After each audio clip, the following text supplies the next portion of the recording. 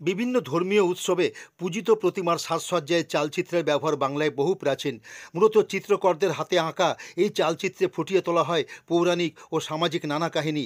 যদিও বর্তমান সময়ে ছাপা আকারে তৈরি চালচিত্রের ব্যবহার হয়ে থাকে বহু ক্ষেত্রে, তবুও চিত্রকরদের হাতে আঁকা চালচিত্রের ঐতিহ্য বা কদর এখনও রয়েছে যথেষ্ট পরিমাণে।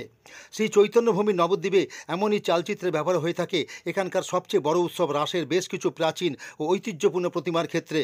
এই বিষয়ে নবদ্বীপে দুই দক্ষ শিল্পী তাপস ভট্টাচার্য ও দীপঙ্কর দেবনাথ এবছরও অসামান্য বেশ কিছু চালচিত্র নিজেদের হাতে এঁকেছেন কয়েকটি প্রতিমার জন্য। আর্থিক মূল্য যথেষ্ট না পেলেও নিজেদের শিল্পী সত্তাকে বাঁচিয়ে রাখার তাগিদেই তারা এই কাজ করে থাকেন বলে জানালেন দুই শিল্পী তাপস ও দীপঙ্কর। তাপসবাবু, আপনি নবদ্বীপে রাস উৎসব উপলক্ষে এই যে পটচিত্র আঁকছেন বিভিন্ন প্রতিমার জন্য, এই কাজটা কত বছর ধরে করছেন?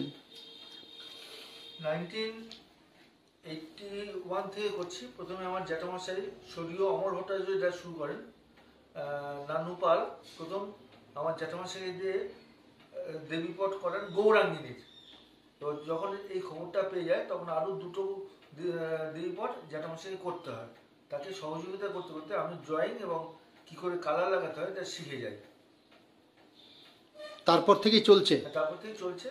বর্তমানে আমি এবং আমার ভাই দীপঙ্কর দুজনে মিলে আমরা কাজটা করি। পরবর্তী ক্ষেত্রে দীপঙ্কর ড্রয়িংটা যেহেতু পারে এবং রং চাপাতে পারে, চোখও আঁকতে পারে, তার কারণে এর পরবর্তী ক্ষেত্রে দীপঙ্কর আমার উত্তরসূরি হিসেবে কাজ করবে।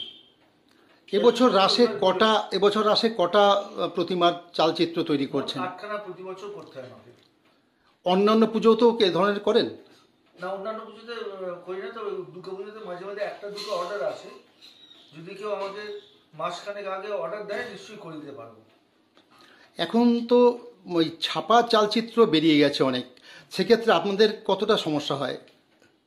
যেহেতু আমি প্রফেশনাল, আমার কোনো সমস্যা নেই, তবে সাইকোলজিক্যালি যেটা, এই হাতে আঁকা পট মানুষকে যেভাবে স্পর্শ করে ছাপা পট বা ডিজিটাল পট সেভাবে স্পর্শ করে না।